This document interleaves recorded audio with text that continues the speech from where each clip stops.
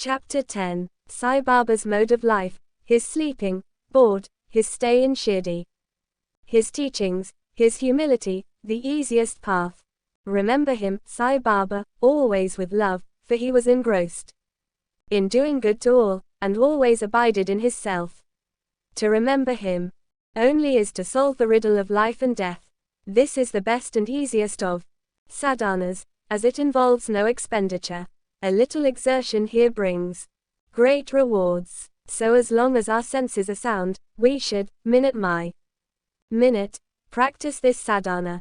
All other gods are illusory, Guru is the only God. If we believe in Sadguru's holy feet, he can change our fortune for the better. If we serve him nicely, we get rid of our samsara. We need not study any philosophy like the Nyaya one and the Mimamsa. If we make him our helmsman, we can easily cross over the sea of all our pains and sorrows, as we trust the helmsman in crossing rivers and seas. So we have to trust our Sadguru in getting over the ocean of worldly existence. The Sadguru looks to the intense feeling and devotion of his devotees, endows them with knowledge and eternal bliss. In the last chapter, Baba's mendicancy and devotees' experiences and other subjects are dealt with. Let the readers now hear where and how Baba lived, how he slept, and how he taught, etc. Baba's wonderful bedstead. Let us first see where and how Baba slept. Mr. Nanasaheb Dingale brought for Sai Baba a wooden plank, amount 4 cubits in length and only a span in breadth, for sleeping upon. Instead of keeping the plank on the floor and then sleeping on it, Baba tied it like a swing to the rafters of the masjid with old shreds or rags and commenced to sleep upon it. The rags were so thin and worn out that it was a problem how they could bear or support even weight of the plank itself, let alone the weight of Baba. But somehow or other it was Baba's sheer leela that the worn out rags did sustain the plank, with the weight of Baba on it. On the 4 corners of this plank, Baba lighted panitis, earthen lamps, one at each corner, and kept them burning the whole night. It was a sight for the gods to see Baba sitting or sleeping on this plank. It was a wonder to all, how Baba got up and down the plank. Out of curiosity, many careful observers kept watching the process of mounting and dismounting, but none succeeded. As crowds began to swell so to detect this wonderful feat, Baba one day broke the plank into pieces and threw it away. Baba had all the 8 siddhist powers at his command. He never practiced nor craved for them. They came to him naturally, as a result of his perfection. Sagan manifestation of Brahman. Though Sai Baba looked like a man, 3 cubits and a half in length, still he dwelt in the hearts of all. Inwardly, he was unattached and indifferent, but outwardly, he longed for public welfare. Inwardly most disinterested, he looked outwardly full of desires, for the sake of his devotees. Inwardly an abode of peace, he looked outwardly restless. Inwardly he had the state of Brahman, outwardly he acted like a devil. Inwardly he had the state of Brahman, outwardly he acted like a devil. Inwardly he loved Advaita, union or monism, outwardly he got entangled with the world. Sometimes he looked on all with affection, and at times he threw stones at them, sometimes he scolded them, while at times he embraced them and was calm, composed, tolerant and well balanced. He always abided and was engrossed in the self and was well disposed towards his bhaktas. He always sat on one asana and never traveled. His band was a small stick, which he always carried in his hand. He was calm, being thought-free. He never cared for wealth and fame and lived on begging. Such a life he led. He always uttered, Allah Malik, God the real owner. Entire and unbroken was his love for the bhaktas. He was the mine or storehouse for self-knowledge and full of divine bliss. Such was the divine form of Sai Baba, boundless, endless, and undifferentiated. One principle which envelopes the whole universe. From a stone pillar to Brahma, incarnated in Sai Baba.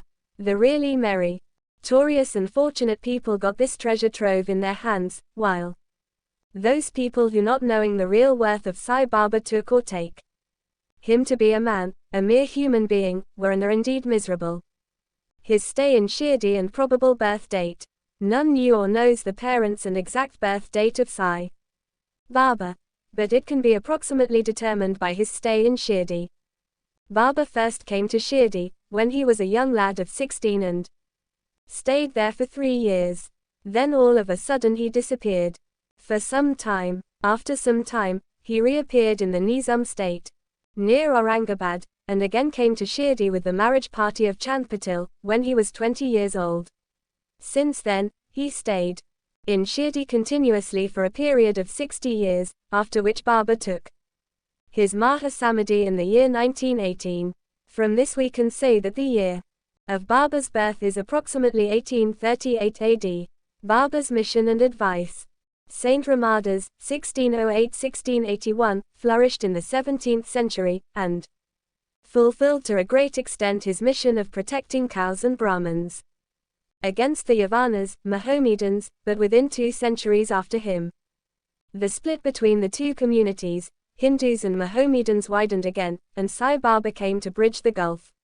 His constant advice to all was to this effect: Rama, the god of the Hindus, and Rahim, the god of the Mohammedans, were one and the same. There was not the slightest difference between them. Then why should the devotees and quarrel among themselves? You ignorant folk, children, join hands and bring both the communities together, act sanely, and thus you will gain your object of national unity. It is not good to dispute and argue. So, don't argue, don't emulate others. Always consider your interest and welfare. The Lord will protect you. Yoga, sacrifice, penance, and knowledge are the means to attain God. If you do not succeed in this by any means, vain is your birth. If anyone does any evil unto you, do not retaliate. If you can do anything, do some good unto others. This in short was Sai Baba's advice to all, and this will stand in good stead both in material and spiritual matters. Sai Baba as Sadguru. There are gurus and gurus. There are many so-called gurus, who go about from house to house with cymbals and veena in their hands, and make a show of their spirituality. They blow mantras into the ears of their disciples and extract money from them.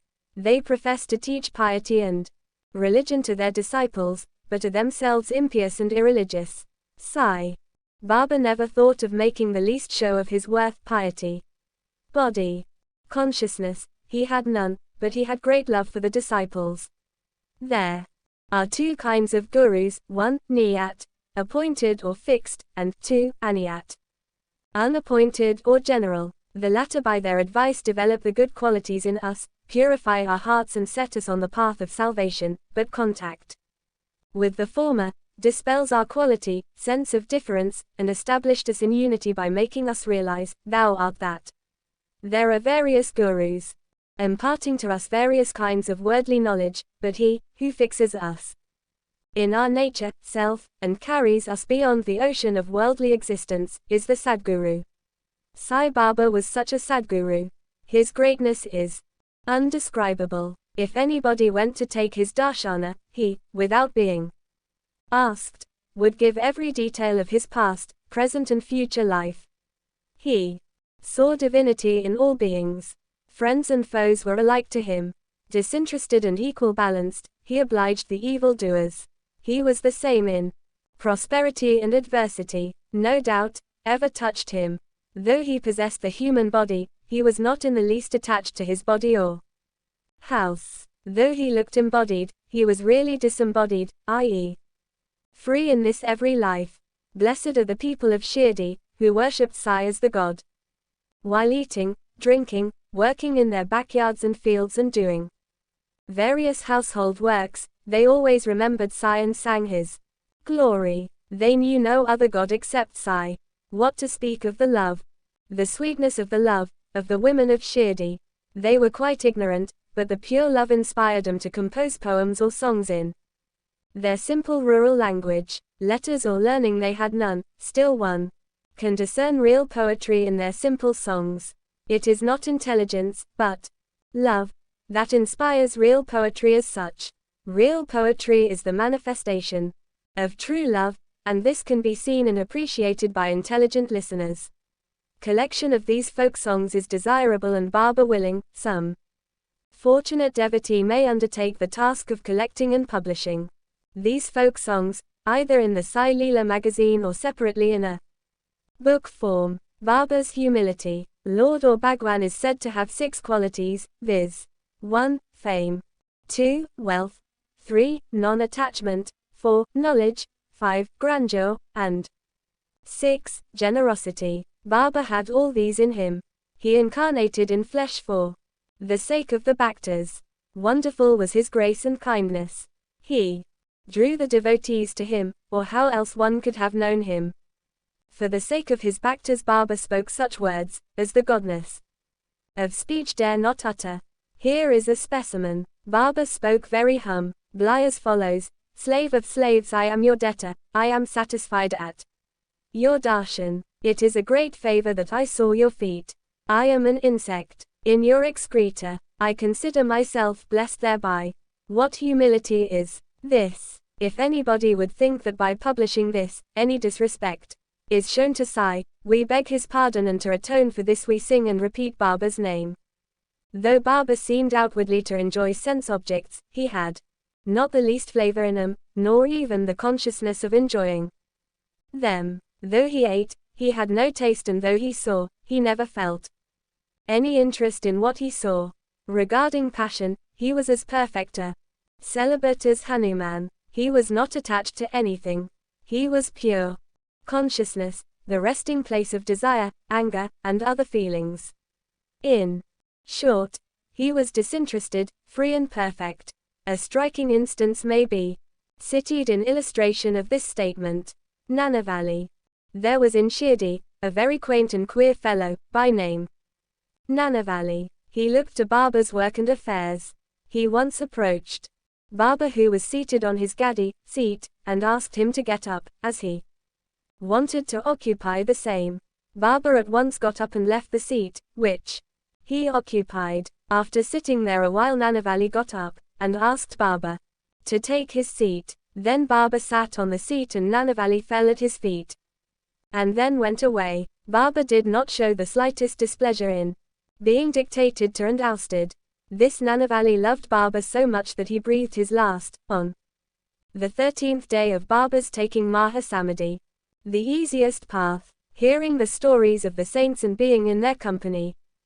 Though Sai Baba acted outwardly like an ordinary man, his actions showed extraordinary intelligence and skill. Whatever he did, was done for the good of his devotees. He never prescribed any asan, regulation of breathing or any rites to his bhaktas, nor did he blow any mantra into their ears. He told them to leave off all cleverness and always remember Sai, Sai. If you did that, he said, all your shackles would be removed and you would be free. Sitting between 5 fires, sacrifices, chantings, 8-fold yoga are possible for the Brahmins only. They are of no use to the other classes. The function of the mind is to think. It cannot remain for a minute without thinking. If you give it a sense object, it will think about it. If you give it to a guru, it will think about guru.